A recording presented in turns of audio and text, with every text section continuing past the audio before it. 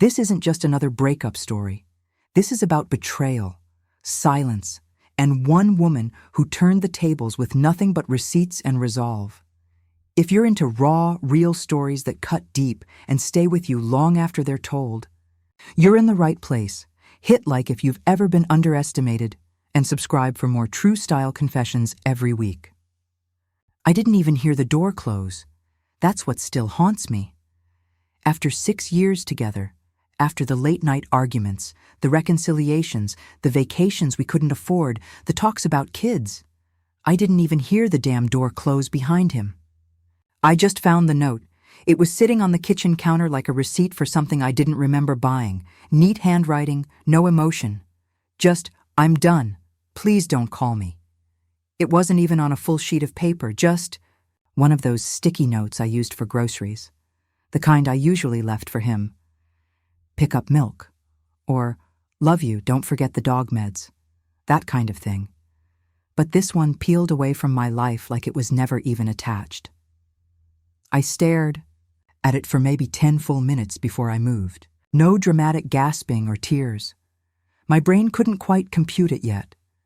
There was no fight that morning, no weird silence. He kissed me on the forehead when I handed him his coffee, said, "You're amazing, you know that?" I smiled. I still remember that. The way his lips brushed my skin like a whisper, and then nothing. No texts, no calls, not even a blue bubble typing. I went to the bedroom first, thinking maybe it was a joke, some twisted attempt at humor. But his side of the closet was empty, half the hangers gone. His drawer, the one with the graphic tees he wouldn't let me toss, cleared out. Even his cologne was gone. He took his damn cologne but didn't have the guts to tell me to my face. My knees gave out somewhere between the dresser and the door frame. And I sat there on the floor like a child who lost their mom in a grocery store.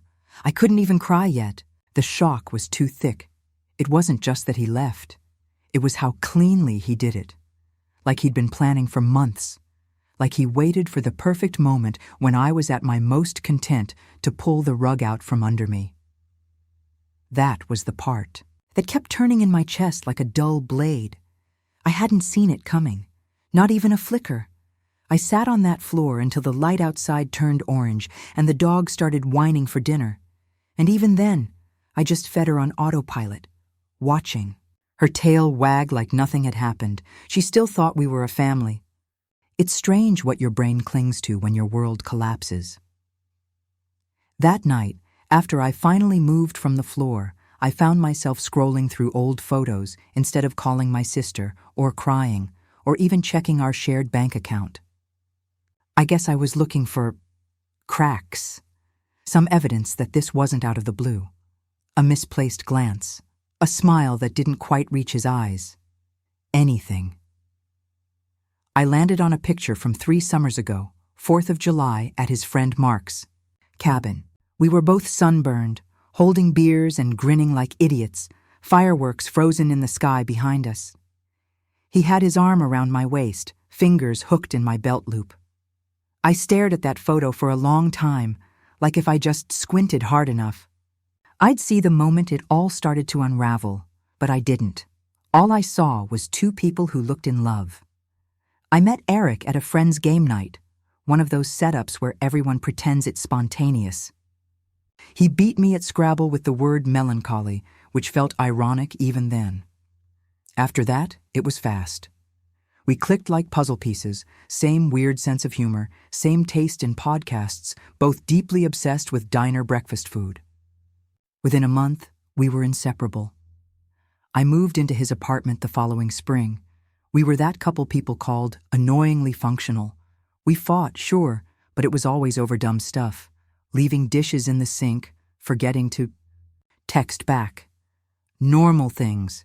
Never anything big enough to hint at this, but maybe that's how people leave. Not with explosions, just with enough small exits strung together that one day, the final one feels inevitable. Looking back now, I remember little moments. Like last December, when I caught him staring off during a movie we both used to love. Or the way he started working late, always claiming the office was slammed, even when I knew the holiday season was their slowest. I asked him once, gently, if something was wrong. He said, "You're just stressed. Don't overthink everything." And I believed him.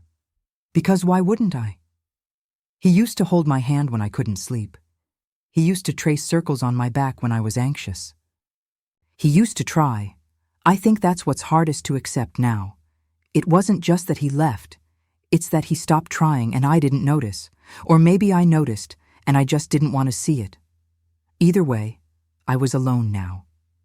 With a sticky note, a dog, and 1,000 questions that would never get answered. The next morning, I woke up expecting to find it was all a dream. One of those disorienting nightmares where everything looks normal until it's not.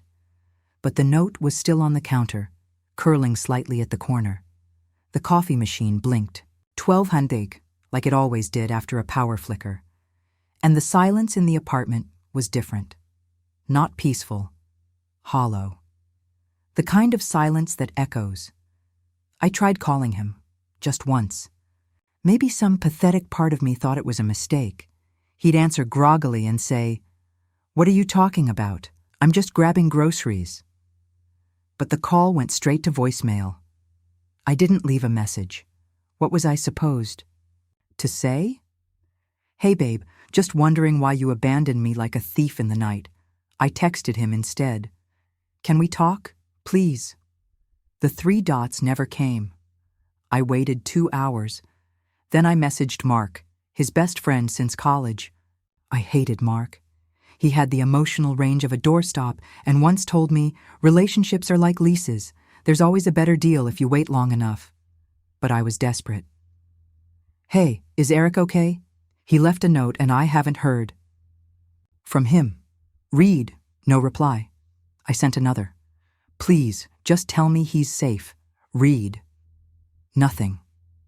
By noon, I realized what was happening. This wasn't just a breakup. This was an erasure. He had blocked me on everything. Instagram, gone. Facebook, unfriended. Venmo. Couldn't even see his profile. Our shared Spotify account was suddenly mine alone, his user removed, like I'd imagined the last 6 years of our lives. And the kicker? The rent was due in 5 days.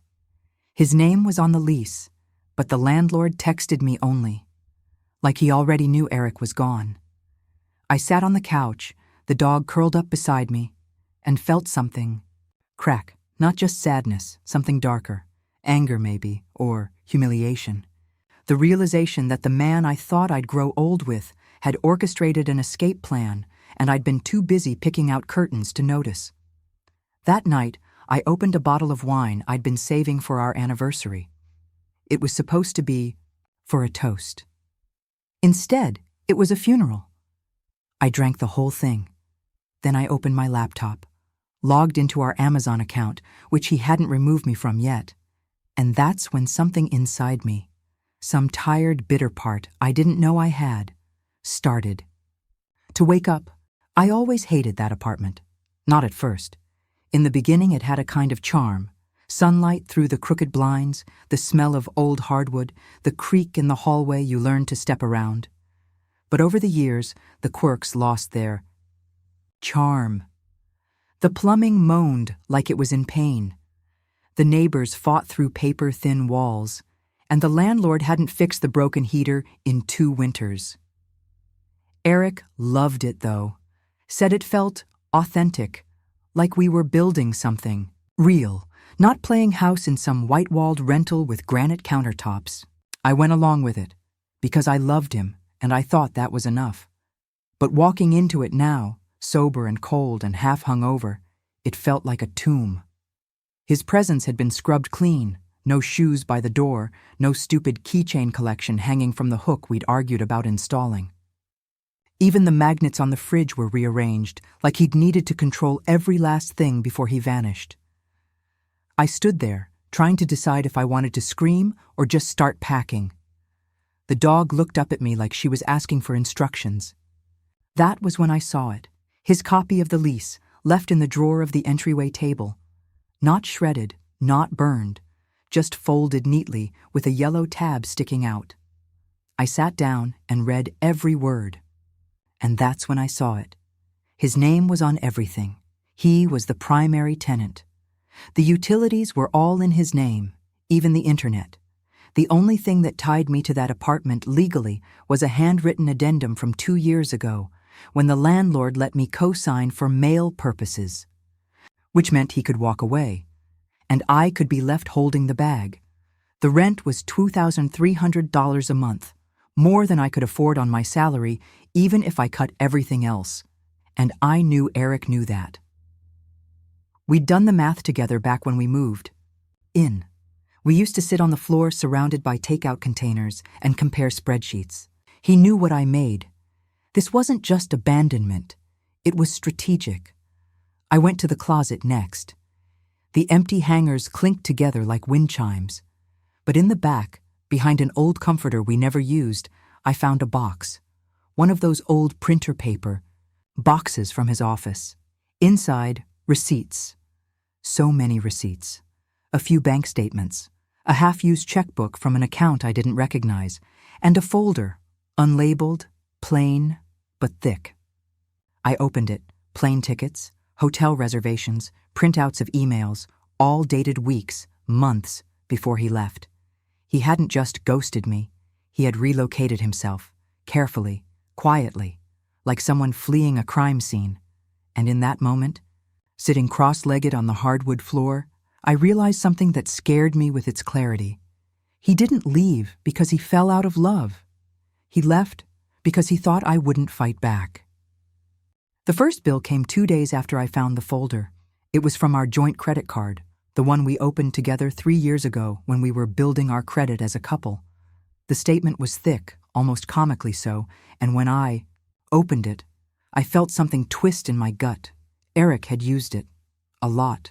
Flights to Seattle, then to Portland, a string of boutique hotels, meals at places we'd never have splurged on together, spa services, a $600 charge at some upscale men's clothing store, and the worst one, 2 tickets to an artist I introduced him to, at a venue I'd always dreamed of seeing live.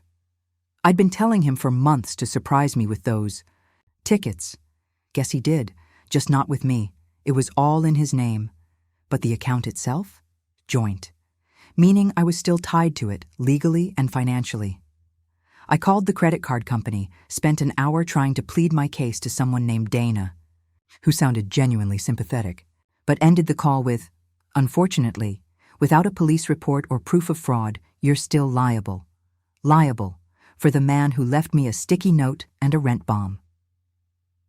The next day, the electric bill came. Then internet. Then a notification from the landlord that since Eric was the leaseholder and had formally submitted notice, a little gem I found buried in my spam folder, I had exactly 24 days to vacate or assume the lease fully at the new market rate. 24 days. I sat at the tiny kitchen table surrounded by bills, a half-eaten bowl of cereal, and the familiar ache of being utterly, completely screwed. And I'll admit it. I cried. Not the soft, cinematic kind. The ugly kind. The kind that steals your breath and makes your ribs hurt. My dog nudged her head under my arm like she was trying to hold me up. She was the only constant in this mess. My little shadow. My one remaining piece of the life I thought I had. But somewhere in the middle of that breakdown, something clicked. Maybe it was the word liable. Maybe it was remembering the emails in that folder, his careful planning, the fact that he had called our shared life something to be escaped from. Like a bad lease, I didn't want revenge. Not the petty, burn-your-stuff kind. That would have been too easy, too obvious. What I wanted was accountability. And if Eric thought he could walk away from 6 years without a backward glance, without a single consequence, he had underestimated the one thing I still had on my side. My name was still on every bill, and I was about to make that his problem again. I've always been the kind of person who handles chaos with spreadsheets. When my dad died unexpectedly my sophomore year of college, I didn't cry until the funeral. I made color-coded lists for the wake. I coordinated the food delivery schedule. I answered the condolence emails like I was managing a customer support line. That's how I process grief, through action, through order, through doing something useful. So that's exactly what I did with Eric. I sat down with my laptop, opened a fresh spreadsheet, and at the top typed Operation Bill to Eric. Column A, account. Column B, balance. Column C, whose name. Column D, transfer options. Column E, notes, aka petty commentary. I spent hours combing through everything: credit cards, utilities, streaming services, subscriptions I hadn't even realized we still had. That man was still paying $9.99 a month for a language app he downloaded once and never opened again. But the real treasure? The Amazon account. He hadn't changed the password yet. Rookie move. I logged in, poked around, and discovered he had several pre-orders coming.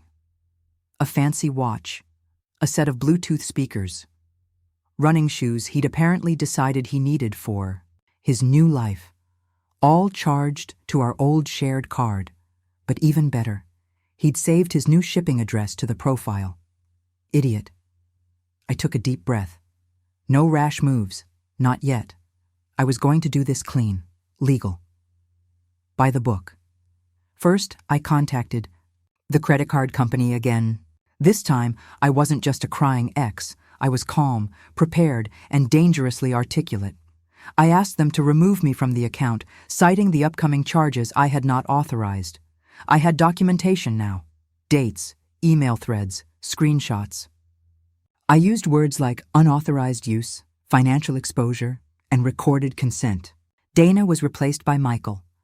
Michael was less sympathetic, but more efficient. 2 hours later, I received confirmation. My name was officially removed. Eric was now solely responsible for the balance, $6,372.55 and counting. Next, the utilities. The gas company was easy. They let me terminate my portion since he had already filed a stop service request for the end of the month. The electric company tried to get clever, insisting I was still liable. I politely informed them that I'd be forwarding any collection attempts directly to Eric's new address, which I casually dropped into the conversation. They backed off. One by one, I disconnected myself from everything, like unplugging wires from a dying machine, and then I made one final call to the landlord. I asked him if Eric had really submitted notice. He had, via email, 4 days before he left. Said I would be relocating separately and had declined to take over the lease. That was news to me, so I sent my email, attached my income verification, offered to take over the lease at the current rate, but only if they repainted the water-stained ceiling and removed the broken microwave he never let me replace. The landlord agreed. He always liked me better anyway. By the end of the week, the place was mine. Officially, no Eric. No shared name on anything. No debt tied to me, and I hadn't even gotten to the good part yet, because while I had spent the week detangling myself from the mess he left behind, I had also been planning a very special delivery. Several, actually. I waited until everything was in place, until the bills were fully transferred, my name scrubbed clean, until the Amazon order statuses flipped to shipped, until I had confirmation that every last charge he thought he'd sneak through would land squarely on his new doorstep. Then I pulled out the folder, the one I found in the closet, the one filled with receipts and emails and perfectly curated clues to his cowardice. I spread the contents across the table like evidence at a trial. A hotel invoice from 3 states over, dated a week before he left. A restaurant receipt from a Valentine's Day dinner, one I didn't attend. 2 tickets to a comedy show I'd mentioned once in passing. Floor seats, not for me. And then, the email.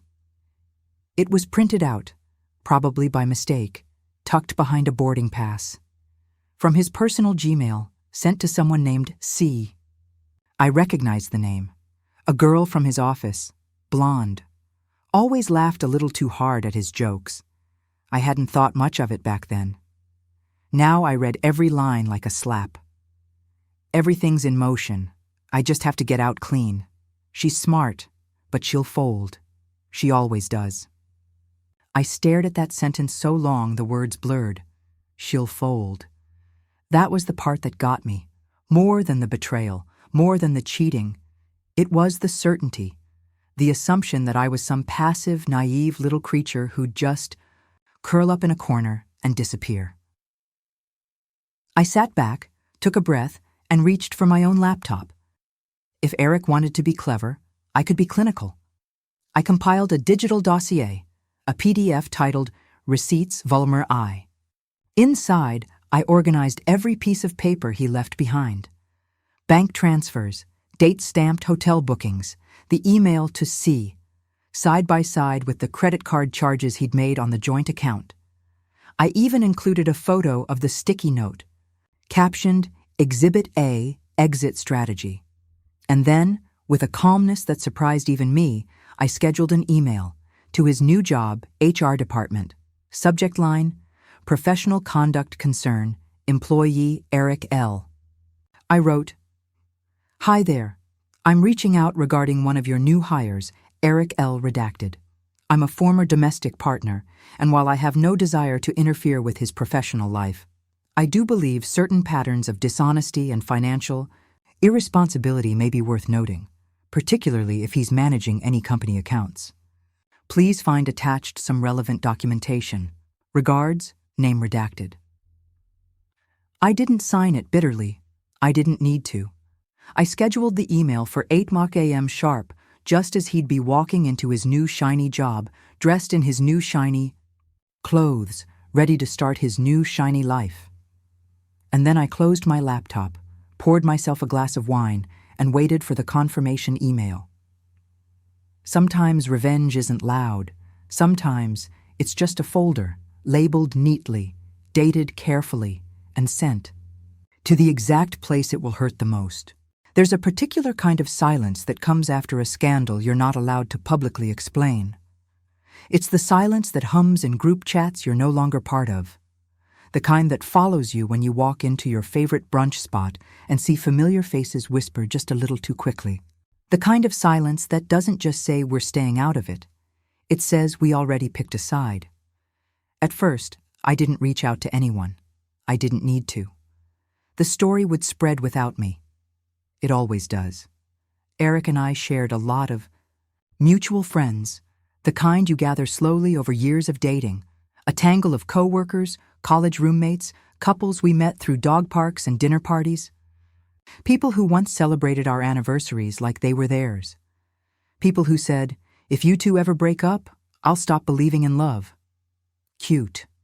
I waited until the first text came in. It was from Melissa. We weren't close, but she was one of those Eric's work friend turned our friend types. She always brought a bottle of wine too nice for the party and left early with a hug that smelled like eucalyptus. Hey, I heard about you and Eric. Just wanted to say I'm sorry. You don't owe me an explanation, but if you ever want to talk, I'm here. I stared at the message for a while. Then I wrote back, Thanks, Melissa. It's been rough, but I'm okay. He left more than just me behind, and honestly, he might be in for a surprise. She replied almost instantly. Wait, what do you mean? So I told her. Not everything. Just enough. The note, the hidden emails, the hotel charges, the way he vanished like he'd rehearsed it. How I cleaned up his mess and mailed it right back to him, gift-wrapped in consequences. Her response? Holy. Fa. I knew something felt off. He started acting weird at work months ago. Dodgy, defensive. God, I'm so sorry. What a spineless coward. Then, after a pause, Do you want me to tell people? Because I will. And you don't deserve to be the villain in his version. That's when I realized what this had really been about for Eric Control. He hadn't just left to escape a relationship. He left to control the narrative, to be the calm, level-headed guy who just couldn't make it work with his emotionally volatile partner. The guy who needed to find himself and didn't want drama. He underestimated me because I wasn't dramatic, because I wasn't loud, because I didn't throw things or beg him to stay. I just kept the receipts. Over. The next week, the messages trickled in. People who wanted my side. People who had already guessed. People who admitted he'd told them vague stories about me growing distant or struggling with commitment. People who were now suspicious of everything. One of his groomsmen texted me just 3 words. He's done. Damn. I didn't respond. I didn't need to. Because the silence? It wasn't following me anymore. It was following him. I never wanted it to go legal. That was never the goal. When I first found the note, when I sat on the floor surrounded by bills and silence, I wasn't thinking lawsuit. I was thinking survival. Pay the rent, feed the dog, wake up tomorrow. Try not to drown in this gaping hole he left behind. But then came the email. Not from Eric. From a woman named Tessa. Some lawyer with a boutique firm and a signature that took up half the screen. To whom it may concern, we represent Mr. Eric. L redacted in a personal matter involving shared financial obligations. Mr. L has informed us of potential disputes regarding co-owned debt, credit accounts, and property. We respectfully request a cease in any attempts to contact him directly or interfere with his personal or professional affairs. Please respond if legal counsel has been retained. Regards, Tessa M. Redacted, Esk. I read it 3 times. My hands didn't shake. My heart didn't race. I just laughed. The coward had lawyered up. He hadn't answered a single text, hadn't apologized, hadn't even had the decency to send one honest sentence my way. But now that he realized I wasn't folding like he predicted, suddenly I was a threat. Suddenly I was interfering. Because I sent his HR department a polite heads-up with documented proof of his manipulative little exit strategy. I forwarded the email to a lawyer I knew, Sabrina. We weren't close friends, more like orbiting. Acquaintances from my college years, but she was sharp, steady, and allergic to bullshit. She called me 2 hours later. Okay, she said calmly.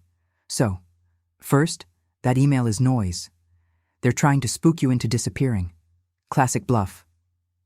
What do? I asked. Nothing. Yet. But let's talk options. And so we did. Turns out, Eric had made a few critical errors. For one, his exit wasn't as clean as he thought. By leaving without notice, abandoning a shared lease, and sticking me with joint debt while actively making charges behind my back, he'd created a little legal minefield. Especially since I had copies of emails, documents, and proof that he was spending our shared resources to set up his new life with someone else. It's not fraud exactly, Sabrina said, tapping her pen, but it's close enough to argue financial abuse. My stomach tightened. I hadn't said those words out loud, not even to myself. He was careful, I murmured. Careful doesn't mean untouchable, she replied. You have leverage, more than you think. We talked options. No, I didn't want to sue him for damages. No, I didn't want to drag it through court. But if he kept pushing, if he kept hiding behind lawyers and gaslighting me from a distance, I'd be well within my rights to take him apart legally, piece by piece. At the very least, she said, we could file a formal letter back. Let them. No, I wasn't scared, that I wasn't going anywhere, that I had everything documented, including the moment he tried to flip the script. Do you want me to send the response? She asked. I thought about it. Then I smiled. No, I said. I'll write this one myself. I didn't go looking for him right away. For weeks, it was enough just knowing he wasn't winning, that the bills were sticking to him like burrs, that his new job had seen the cracks in his golden boy act, that the silence he'd left me with was now swallowing him whole. But after that lawyer email, after he had the nerve to send someone else to clean up a mess he made, I realized something deeply unsettling. He was already rewriting the story, not just to friends, to everyone. In Nino. His world, he didn't sneak out like a thief. He had no choice. In his version, I wasn't a partner trying to rebuild from ashes. I was a bitter ex with a vendetta. So I decided it was time to stop playing defense. I needed to know where he was, not to confront him, not to yell or cry or demand closure, but to understand who he was becoming now that he'd discarded the life we built. And maybe, just maybe, to be sure he knew that I wasn't some invisible chapter he could skip over. Tracking him wasn't hard. That's the thing about people who are desperate to appear unbothered. They leave breadcrumbs. He didn't change his LinkedIn. Still had the same smug headshot, the same innovative problem solver tagline. But now he'd added the new firm, the one Melissa had mentioned. I checked the company site, found a staff photo. There he was, second row, standing stiff like he didn't know what to do with his hands. I clicked through the company's social media. A few posts down, I saw her. See, the woman from the emails. She was in the background of a conference event, holding a branded tote bag, laughing at something. Outside the frame, wearing his hoodie. My hoodie, technically. A gray one I used to sleep in. I knew the frayed sleeve. I knew the way the collar stretched. I had washed it 100 times. It was such a stupid detail. So small, so stupid. But it broke something in me. He hadn't just left. He had taken pieces of me and handed them to someone else, like they were souvenirs from a trip he no longer wanted to remember. And the worst part? They looked comfortable. I closed the tab, breathed. Then I pulled out the folder again. The one labeled Receipts Vol I. And I started Volume 2.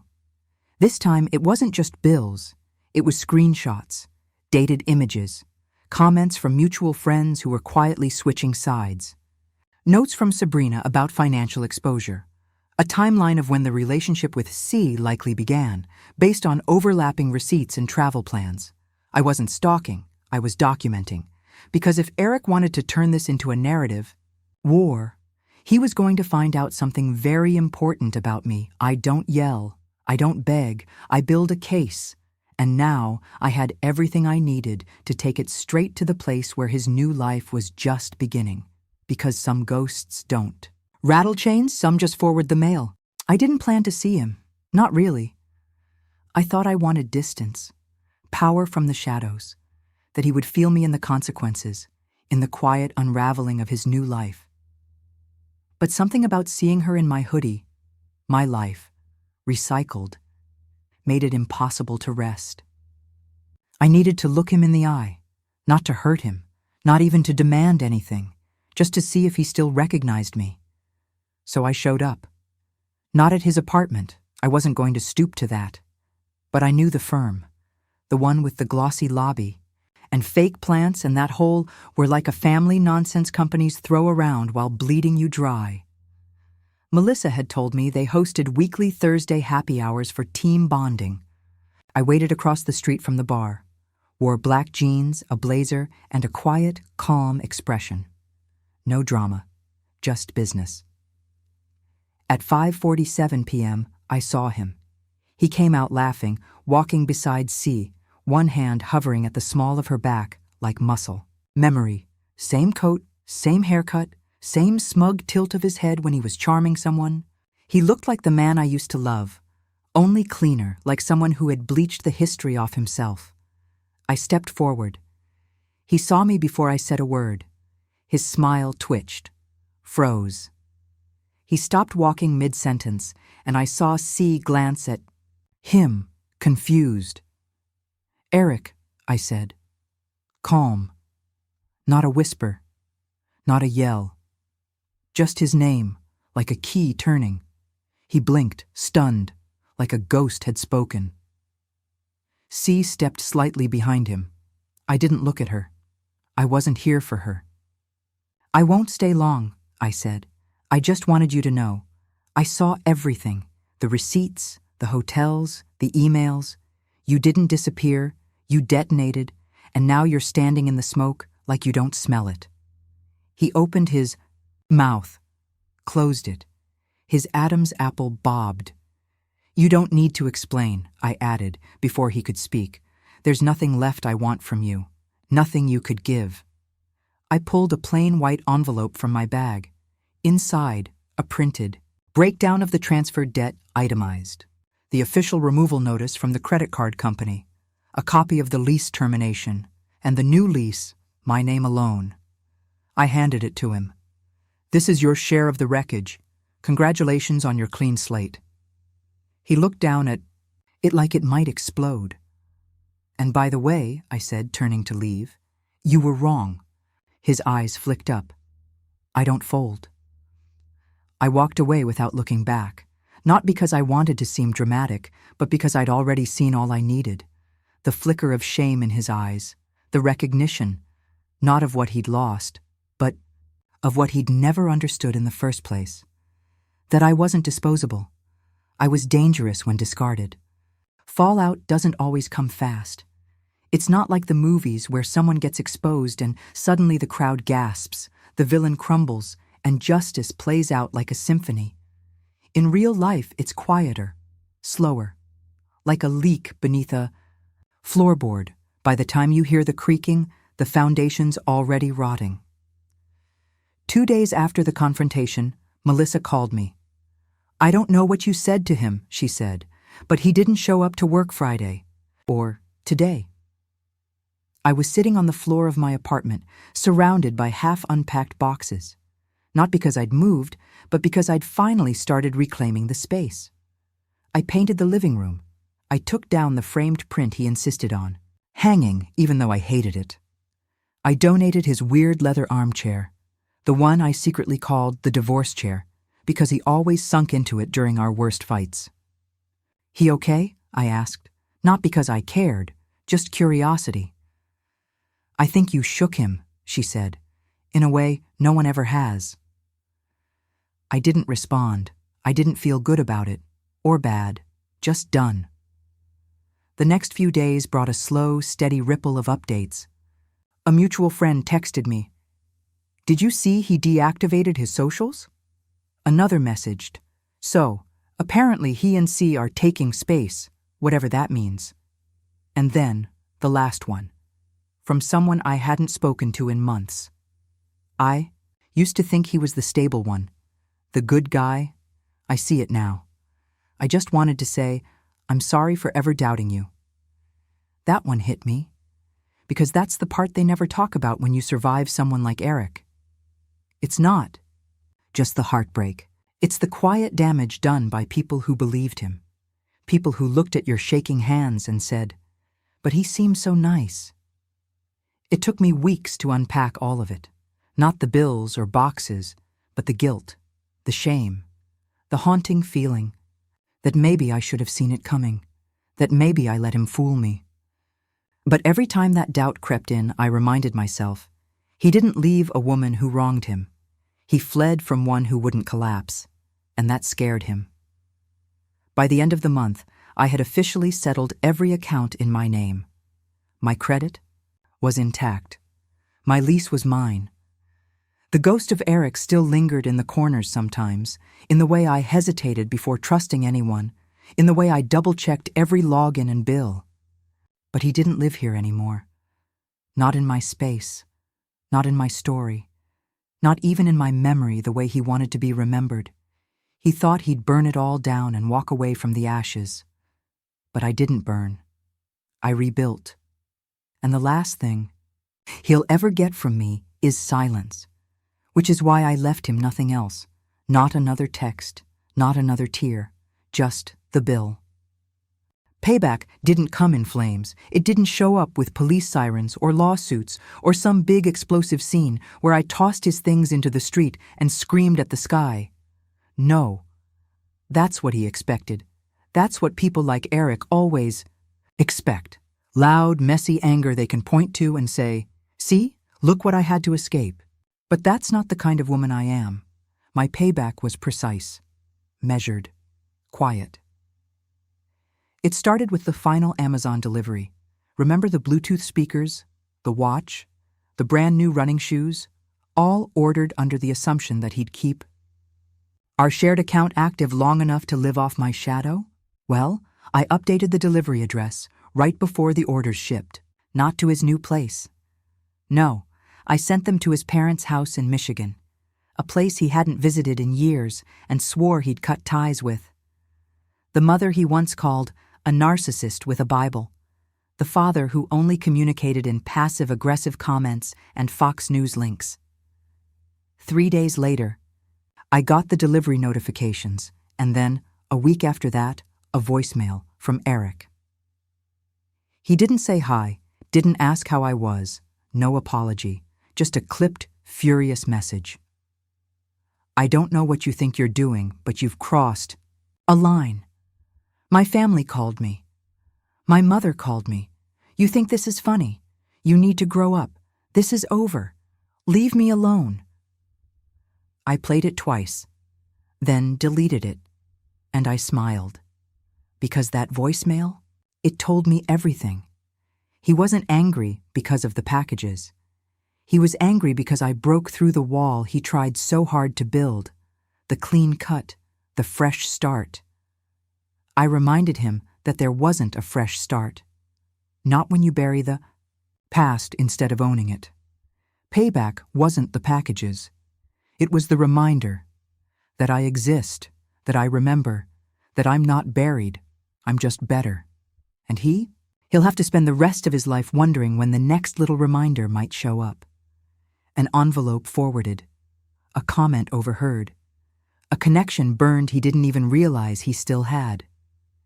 People like Eric think ghosts are something you run from, but the truth is, I'm not a ghost, I'm the ledger, and I never forget a debt. He wanted to walk away clean. Instead, he'll spend the rest of his life knowing that I kept the receipts, and one by one, I'm sending them all. Closure is a myth. That's the first thing I learned. You don't wake up one day and suddenly feel healed.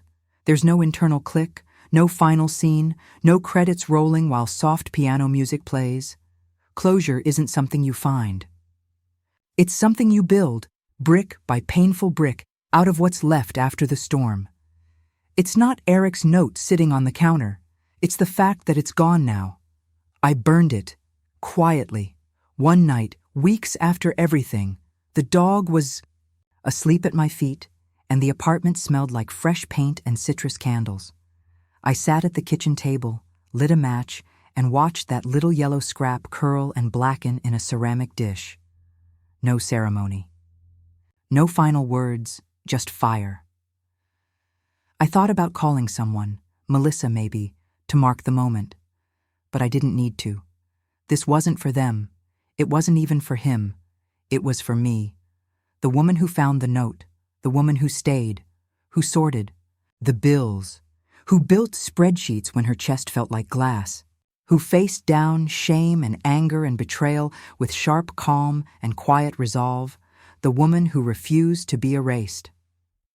Since then, life has been real, not perfect, not Instagram-filtered healing with green smoothies and yoga retreats, just real. Some days I still double-check the locks twice. Some days I walk past men who look like him and feel my stomach drop. But most days, I don't think about him at all. His face has started to blur at the edges in my memory. I don't even know if he kept the job, or the girl, or the lies. He's not mine to carry anymore. I've started writing again. Real writing, not emails or to-do lists. Just messy little stories. Sometimes about women who lose everything and find themselves stronger. Sometimes about revenge. Sometimes about forgiveness. I adopted a second dog. I took a solo trip. Just me. A cabin and a stack of books. I stopped blaming myself. And now, when people ask what happened between Eric and me, I don't flinch. I say, he left me a note that said, I'm done. So I left the bill. For everything. They usually laugh, not realizing how true it is. But I just smile. Because the only thing better than revenge is reclamation of space, of peace, of self. And that finally is closure.